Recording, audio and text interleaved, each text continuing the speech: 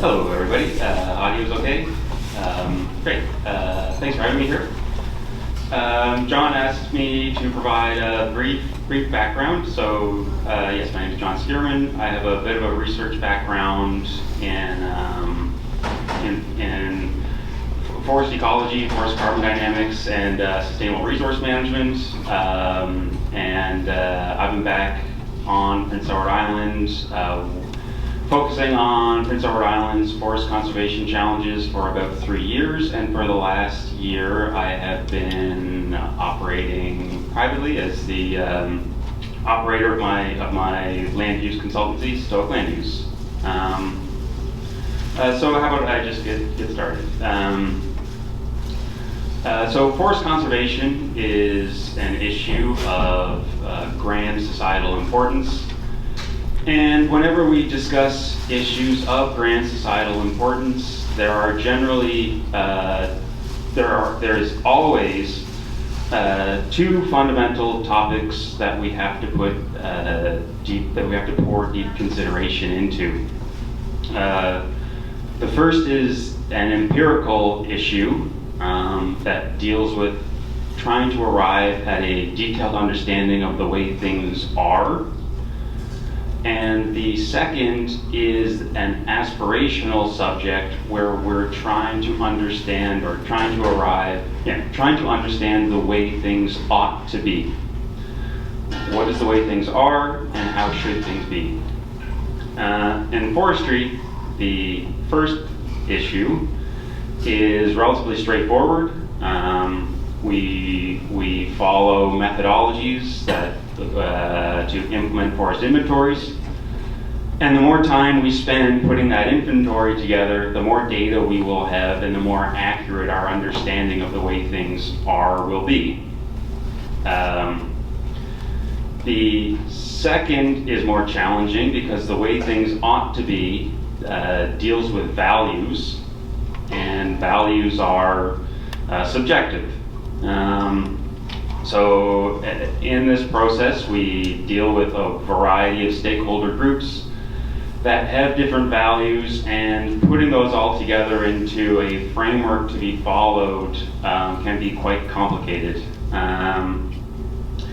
So a starting point that we can lay out is to try and at least frame a set of targets in as general terms as we possibly can, so that all of the stakeholder groups involved can at least broadly agree that yes, those are good things that we would all like to see some more of.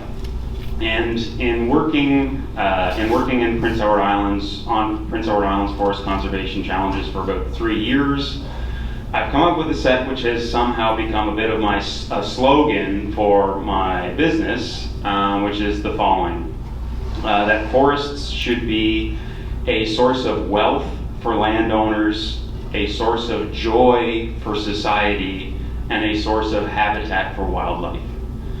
I've made it my business to talk to as many people about forest conservation as possible.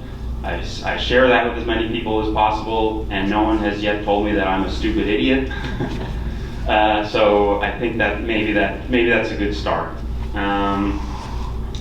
So that helps objectively, because if we can all agree that those are good things, then at least if we can improve one of those without detracting from the others, then all parties involved can objectively say at least the situation is now better than it was before. So if we can improve habitat without detracting from the amount of wealth that's available to landowners, that's good. We've made objective progress.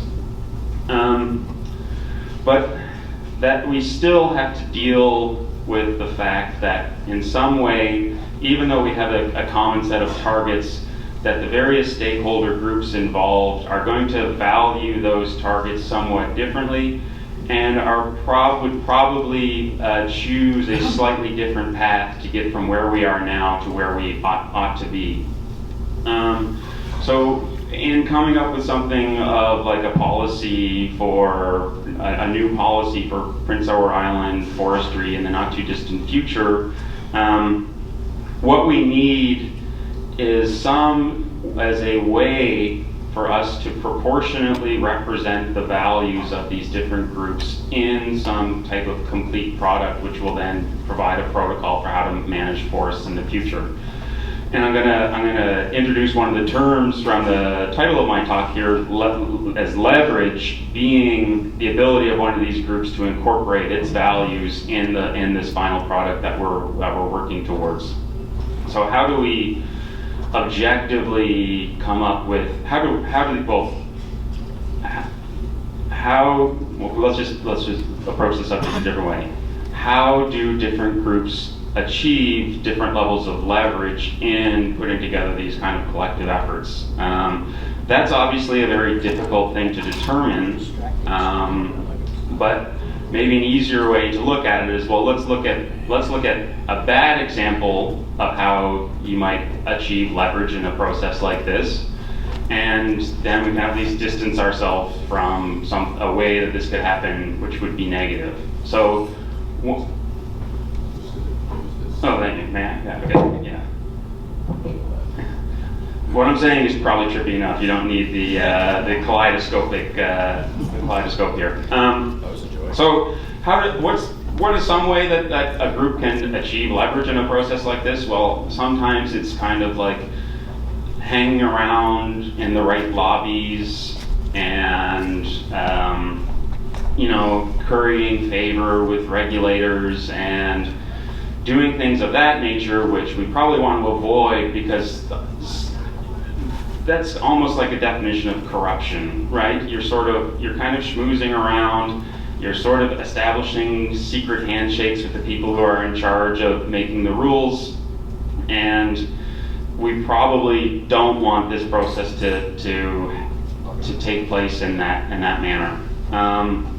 So whenever when you recognize that and you want to strive to something that's more objective, sometimes I refer back to a line from an intellectual that I like to study.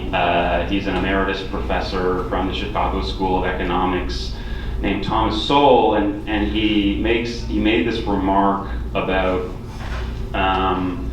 one of the follies of our governing apparatuses is that it tends to put decision-making power in the hands of people that really don't feel the direct consequences of poor decision-making. So, for example, very recently, there were a bunch of rules set out that restricted people's behavior during COVID, and a lot of those restrictions on what activities were allowed were made by people who could stay home and work on their laptop computer without sacrificing one nickel of income. And the result of that is, our economy is kind of in disarray. A lot of people went out of business, and so getting this process that is just a good example of how sort of people making decisions about whenever the decision-making power is not in the hands of the people who will be sort of impacted by poor decisions, I mean, things can kind of go sideways pretty quickly. So in order to come up with a formula for who should be participating in the formulation of a new forest policy, and who has skin in the game, well, we can take a step back and look at this report of the way things are, the 2020 State of the Forest Report. And in there we have an estimate of approximately 600,000 acres of forest left on Prince Edward Island, which is by and large privately owned by 16,000 individuals, and that amount of land equates to about $500 million worth of real estate. So to me, that suggests that woodlot owners should have a massive degree of leverage in this process of bringing together a new forest policy. But what I've learned through a year of consulting is that quite far from the opposite of that is actually kind of true. That woodlot owners, as a woodlot owner, trying to implement the treatments that you would really like to be conducted on your land can be quite difficult. The revenue that you're able to get per wood is generally lower than it seems ideal, and you're sort of subject to the whim of a bunch of forces which feel quite far from your control. So woodlot owners, despite the fact that it seems like there should be a lot of leverage there isn't. And I think if we can come to understand that, why that isn't the case, then we can approach the process of making a new policy in a way which is a lot more conducive for woodlot owners to get what they want.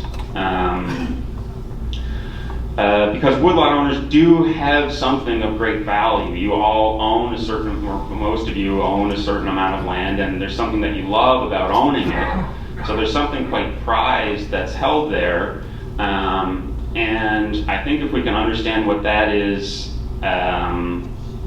then we can approach the process of making a new forest policy as a much more of a bargaining exercise, where there's a give and take and a tit for tat, as opposed to what could end up being the case, which is just getting saddled with a whole bunch of regulations which just cap activity without there being any type of reciprocated value returned. So what do woodlot owners want? It's something that, my livelihood depends on that as a woodlot consultant.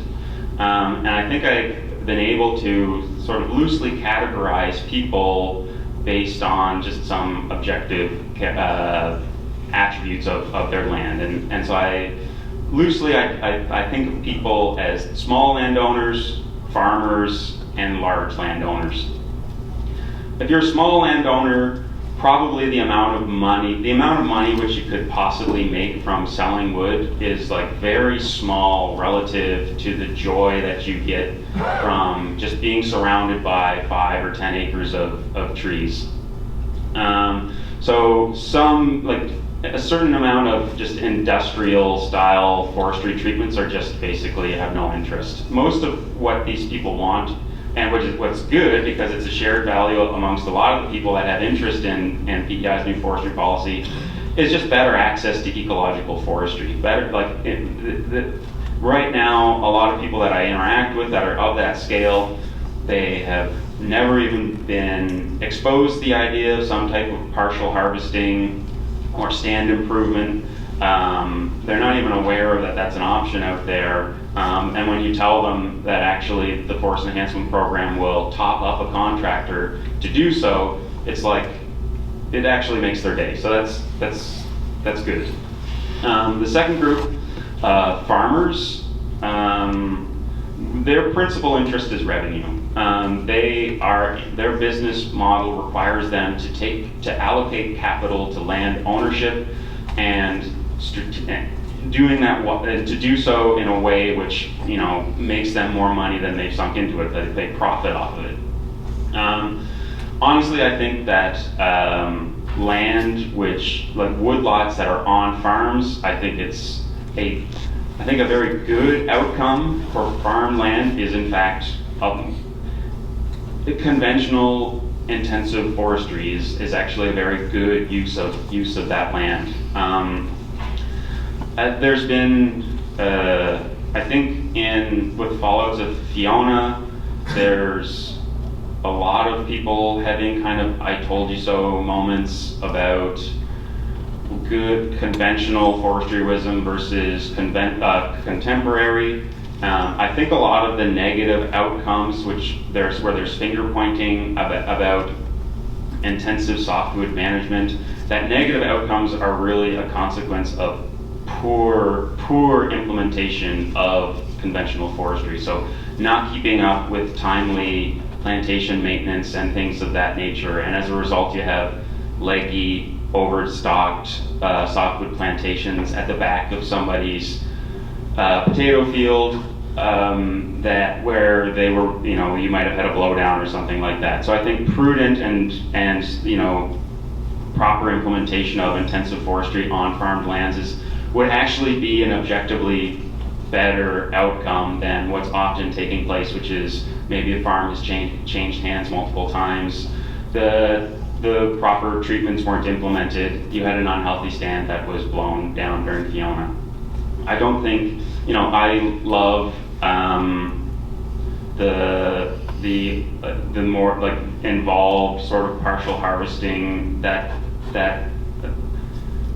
like shelter woods and things like that. The process fascinates me, but I just think that on-farm, like a good outcome for farmed woodlots on farmed landscapes is just sort of, I think that if we had more of that being done, more industrial forestry being done well on farmed landscapes, that would be an objectively better situation than we are currently. Anyways, probably a little bit extra detail there than necessary, but the focal landowner group, which is large landowners, and so these are people that perhaps own 50 acres or more. These often spend a lot of time in their woodlot. It's enough land where they feel like they have acreage where they maybe have a trail, they have additional acreage where they don't spend as much time, so revenue starts becoming relevant, but not necessary. Most of these people have enough money where they're not ultra reliant on the money generated by the wood sales, but they're prudent like stewards of capital, and they care about efficiency, and so it's relevant to their thinking. But by and large, as far as I can tell, what these people care about most is sovereignty. What they absolutely love is the feeling of being in their own private woodlot, and to make a long story short, or to just be brief, to be almost something of a king of that domain. The feeling that this is the feeling of owning a large piece of land, and that you can be in the middle of it, and that you can be the orchestrator of how this forest develops through time, and that you can do that in a wise way that does good for land and generates and props up an industry. Like that is quite a grand feeling. But even at that larger landowner scale, even at 50 or 100 acres, that is still not an efficient scale for running for managing a timber supply. And so even at that 50, even when we're dealing with these larger landowners, there's still a major, in terms of running an efficient forestry industry, these islands of even 50 or 100 acres you're still generally struggling to run things as efficiently as possible. And it's that slight reduction in efficiency which actually detracts from your ability to get what you want, your ability, like your leverage in this equation. So this is now kind of hopefully circling back to the title of the talk, which is Compromising Sovereignty for Leverage. Because what I believe that landowners can do I believe that will really be, that is the number one bargaining chip available to landowners to improve the efficiency of the forestry sector. And that if we can get that right, if we can provide input to the development of this forestry policy to be conducive to helping landowners get their way, then it will, what I think will be sorry, I'm losing my thread here a little bit. If that by doing something like participating in a district management plan, where now we're going from a bunch of isolated woodlots that are possibly up to 50 or 100 acres, and now dealing with potentially hundreds or even thousands of acres in a plot of land, then all of a sudden then that group of landowners is going to be very attractive to deal with for contractors who will have years and years of cutting ahead of them, so contractors are taken care of. And I think if we can start demonstrating that is a more effective way to manage land, then we can start sowing seeds in this process of making a new forest policy, which will reward landowners for carrying things out in that way. So I think as an example, right? As forestry becomes slightly more profitable because we're operating at a more efficient scale, I think what will hopefully become more plausible as an alternative to funding this, like a sort of a conservation project, financing will become much more feasible. So people in my generation who are generally struggling to keep up with very heavy mortgage payments often don't have $50,000 lying around to buy a woodlot right now. Transitioning land to a new generation of woodlot owners is really important for our forest conservation targets. So if I could get a loan and I could possibly even borrow this money from the government, and the government had a dial on interest rates that made it more favorable for me to buy a woodlot than to buy like a new car or something, and I can imagine money flowing in that direction. And that interest rate could be tuned in based on the number of criteria from the ecosystem management protocol that I want to adopt, or the security of the loan would probably be greater if I join a larger district management unit. And so the interest rate could be adjusted to make it a more favorable relationship between the lender, possibly the province, and the landowner. And if I default on that, then the province can buy up the property and then add that to their protected area targets. And so I think there's a lot of win-win there. I think I'm getting the gap here from the side, and so I think I've run on a little bit longer than I wanted. But I think I will wrap up with a comment that I think there's a slight fork in the road ahead, because forest conservation is a challenge, and all jurisdictions out there face, and all jurisdictions have to pay a certain amount of money to achieve forest conservation goals. That money can come from the private sector we could increase productivity and generate the money through voluntary means of people kind of doing things to raise equity and run things more efficiently.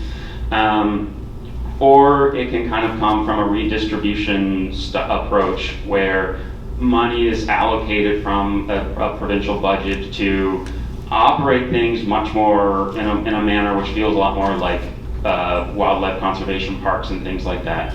I think we have increasingly lost sight of increasing productivity as a way to raise money to solve problems.